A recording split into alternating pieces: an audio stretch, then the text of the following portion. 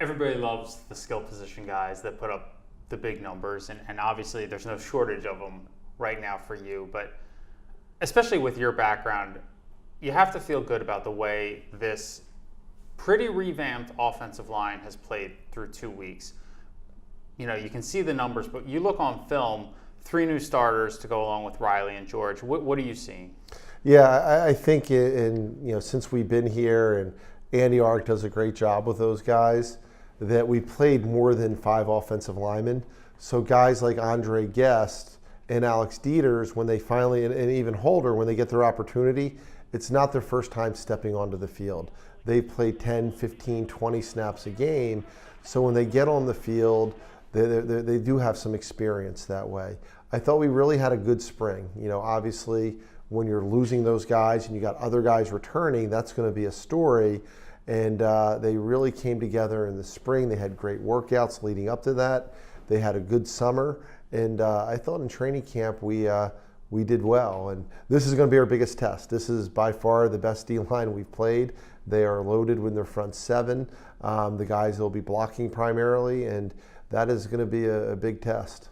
Let's get to Columbia in a minute. One other thing I want to talk about, especially on your offense, is we've seen some great catches by the likes of Jesper and Carlson, but there have also been some touchdowns where guys are wide open. And to me, some of that has to be scheme and play calling. And you're in now year 2 with Sean Gleason as your OC. How has he kind of grown, and how pleased have you been with kind of the way he's run this offense? Yeah, I love sitting in the offensive meetings, and and even for the last 9 years, sitting there and seeing how they are coming up with things. They're watching a lot more film than I am on the specific defense and the things they're coming up with. And I might make a subtle thing and say, hey, I think this might work this week. Come up with something, and then he and Andy Arick and the rest of the staff, they come up with something I would have never thought of. It's really nice to see that, and I think they've been in a good rhythm. And we've played, as I said, we played 2 good defenses, and they've been in a good rhythm. This will be a much different test in terms of quality, but I really like the rhythm they've been in their play calls. We talked about it after the game, but when you have a 51-9 game, you don't necessarily look at one defensive play, especially one on a scoring drive. But the rundown tackle that Ben Ellis made, then you get an interception later from TJ Floyd. Those 2 now in the second year as starting safeties, how have they grown? Yeah, that was an area that we had to improve in the offseason.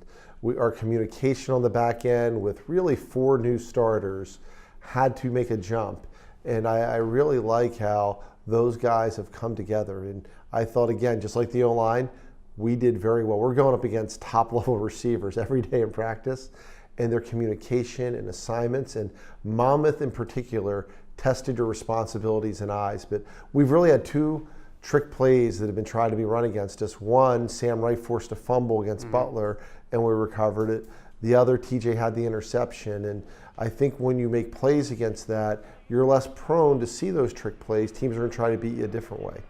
You mentioned it. Your guys see All-America level receivers daily. You got Pace Temple week 1. You got Reggie White last week. And now somebody that I'm sure you're not going to have to show a lot of film on, somebody that's probably pretty ingrained in your defense's mind in Ronald Smith. What have you seen kind of in him this year, and just kind of talk about a Columbia offense that has put up some pretty good numbers on the road in both of its first 2 games? Yeah, they have such explosion and explosive guys. Their speed at their skill spots is better than I can ever remember. I've never seen them have 2 running backs with this type of big play threat. Every time they touch the ball, they can go the distance. They're getting very quality quarterback play. And Ronald Smith, he's the guy who keeps you up at night. That's the guy when I'm not sleeping. It's the guy that had 240 yards against us last year. And not only, with some underneath routes, with some deep routes, with a contested catch, and with a short one where he went the distance in a cover 0, he's a premier playmaker in all of FCS football, not just our league. You alluded to it earlier, but you know what you're going to get with a Columbia defense. I mean, they're going to kind of get right in your face and turn it into a rock fight, which you haven't really had to face yet this year. A couple games that got away from Butler and Monmouth early. You have to figure that this one is going to be kind of nip and tuck the whole way and a good 60-minute battle. Yeah, just like the question mark for us was our offensive line. I'm sure in the offseason people were asking about their D-line. They graduated guys who are big and strong and pushed you back. And what they have now are guys that are big and strong and push you back, but they're athletic. And they're doing more things and they're more diversified in their pass rush. They're doing things and change of direction where they're running things down. And they got linebackers that I love. It's the type of guys that we've tried to recruit and that we're playing right now in terms of they're fast, they're physical, they run to the ball, they have great pursuit, and their instincts are terrific. Their safeties are two of the best. That's one of the best combos we've had to play against.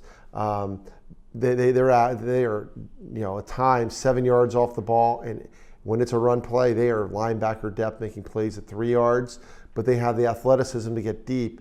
And their corners, very often, much of the game, not every play, but they're going to be man on man. We are going to physically beat you at the line of scrimmage, and whether we have to hold you, grab you, run with you, we're going to give you a possibility for a low percentage throw, and if you make that throw, we're still going to try to knock it out of your hands.